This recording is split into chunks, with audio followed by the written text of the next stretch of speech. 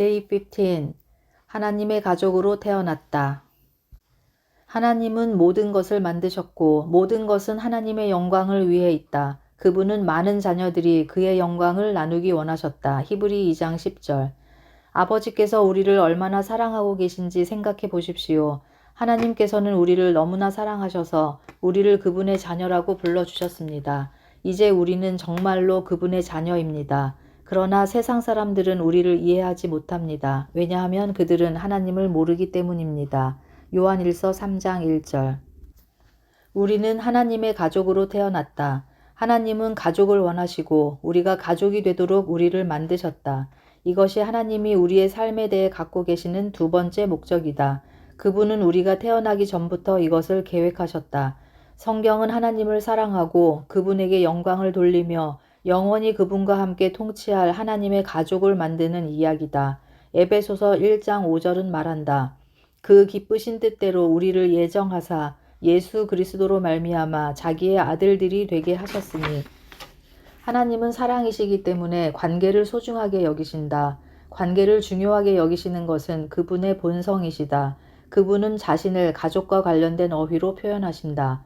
아버지, 아들, 그리고 성령, 이 삼위일체는 하나님 자신에 대한 관계다. 관계적인 조화 면에서는 완벽한 형태이고 우리는 그것이 내포하는 의미를 연구해야 한다. 하나님은 항상 스스로 사랑하는 관계 안에 존재해 오셨기 때문에 절대 외롭지 않으시다. 그래서 필요에 의해서가 아니라 당신이 원하셔서 우리를 창조하시고 당신의 가족으로 받아들일 계획을 세우셨으며 당신의 모든 것을 우리와 나누기로 하셨다. 이것이 하나님께는 커다란 기쁨이 되기 때문이다. 성경은 이렇게 말한다. 그분이 진리의 말씀을 통해 우리에게 새 생명을 주시고 우리가 당신의 새 가족의 첫 자녀들이 된 날이 당신에게는 기쁨의 날이었다. 야고보서 1장 18절. 우리가 그리스도를 믿을 때 하나님은 우리의 아버지가 되시고 우리는 그분의 자녀가 되며 다른 믿는 사람들은 우리의 형제 자매가 되고 교회는 우리의 영적인 가족이 된다. 하나님의 가족은 과거, 현재, 그리고 미래의 모든 믿는 사람들을 포함한다. 하나님이 모든 인류를 창조하셨지만 모든 사람이 그분의 자녀가 되는 것은 아니다. 하나님의 가족이 되는 방법은 새롭게 태어나는 것뿐이다. 우리는 처음 세상에 태어나면서 사람의 가족이 되었지만 두 번째 다시 태어남으로써 하나님의 가족이 된다. 하나님은 우리에게 다시 태어나는 특권을 주셨고 이로 인해 하나님 가족의 구성원이 되었다. 베드로전서 1장 3절, 로마서 8장 15절 16절. 누구나 하나님의 가족이 될 수 있지만 마가복음 8장 34절, 사도행전 2장 21절, 로마서 10장 13절, 베드로후서 3장 9절.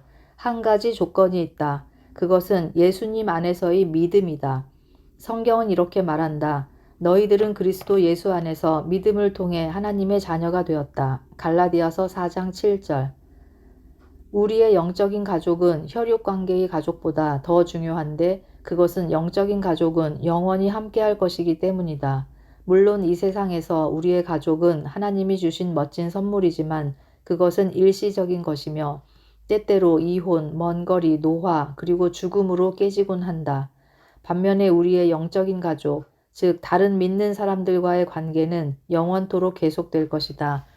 그것은 훨씬 강한 유대 관계이고 피로 맺어진 관계보다 더 영원하다. 바울은 하나님이 우리를 함께 묶으신 영원한 목적을 생각하려고 멈출 때마다 이렇게 찬양했다.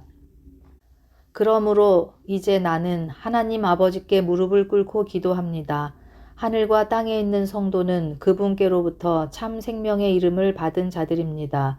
에베소서 3장 14절 15절. 하나님의 가족이 되는 유익. 영적으로 새롭게 태어나 하나님의 가족이 된 순간 우리는 엄청난 생일 선물을 받았다. 가족의 이름, 가족들끼리 닮은 점, 특권, 친밀한 관계, 그리고 유산을 받았다. 성경은 이렇게 말한다. 아들이면 하나님으로 말미암아 유업을 이을 자니라. 갈라디아서 4장 7절. 신약에서 하나님은 우리의 엄청난 유산에 대해 계속 강조하신다.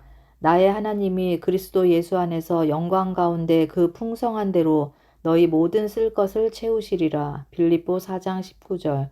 하나님의 자녀로서 우리는 가족의 재산을 나누어 갖게 된다. 이 땅에서 우리는 풍성함, 그의 은혜, 친절함, 인내, 영광, 지혜, 그리고 자비, 에베소서 1장 7절, 로마서 2장 4절, 9장 23절, 11장 33절, 에베소 2장 4절, 3장 16절을 얻었다. 하지만 영원한 나라에서 우리는 더 많은 유산을 받게 될 것이다.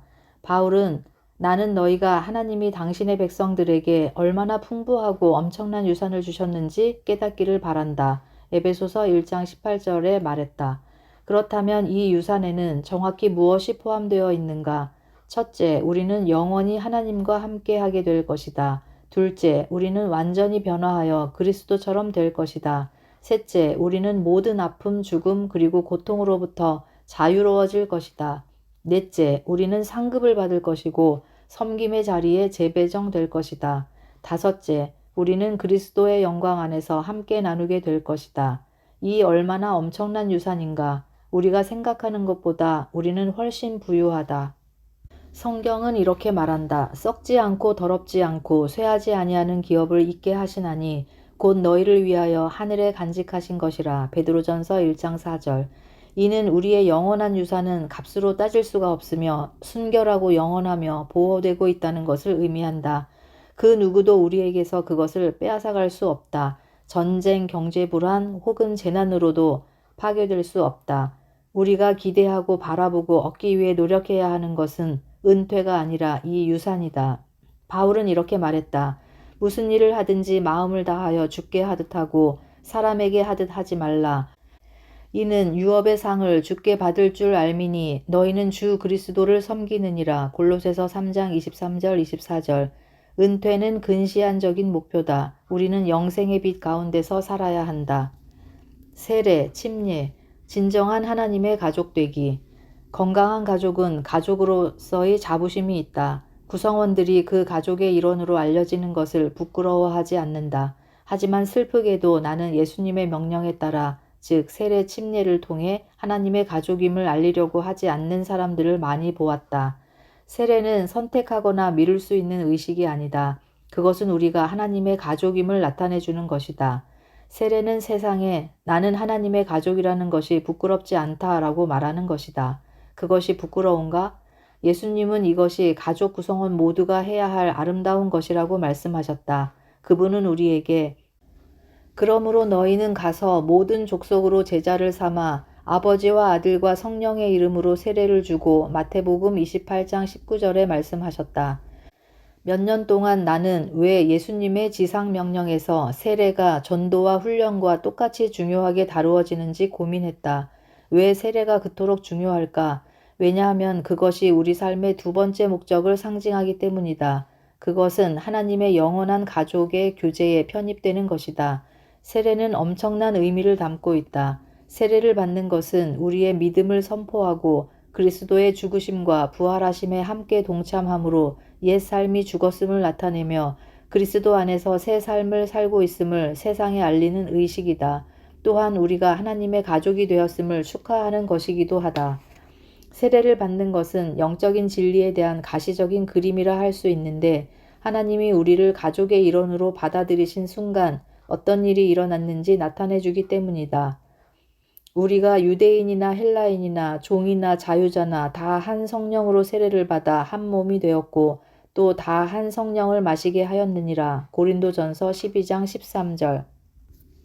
그러나 세례가 우리를 하나님의 가족이 되게 해주는 것은 아니다. 그것은 그리스도 안에서의 믿음으로만 가능하다. 세례는 그 사실을 보여주는 것뿐이다. 결혼 반지처럼 우리의 마음속에 있는 내면적인 헌신의 가시적인 표시물일 뿐이다.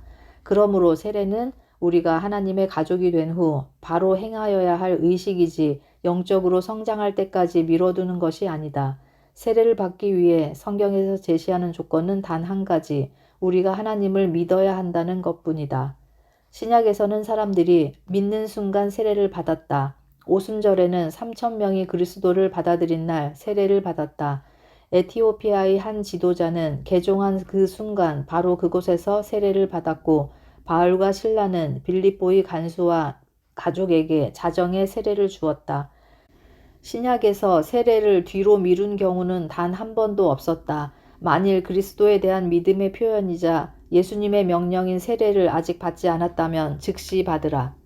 가장 위대한 삶의 특권, 성경은 이렇게 말한다. 예수님과 그분이 거룩하게 하신 모든 백성은 한 가족이다. 그래서 그분은 그들을 형제 자매라 부르는 것을 부끄러워하지 않으신다. 히브리서 2장 11절. 이 엄청난 진리가 마음속 깊이 뿌리 박히게 하라. 우리는 하나님의 가족이고 예수님이 우리를 거룩하게 하셨기 때문에 하나님은 우리를 자랑스럽게 여기신다. 예수님의 말씀은 정확하다. 손을 내밀어 제자들을 가리켜 가라사대 나의 모친과 나의 동생들을 보라. 누구든지 하늘에 계신 내 아버지의 뜻대로 하는 자가 내 형제요 자매요 모친이니라 하시더라. 마태복음 12장 49절 50절. 하나님의 가족이 되는 것은 가장 큰 영광이고 특권이다. 그 어떤 것도 이에 비할 수 없다. 우리가 중요하지 않고 사랑받지 못하며 불안하다고 느낄 때마다 우리가 누구에게 속하는지를 기억하라.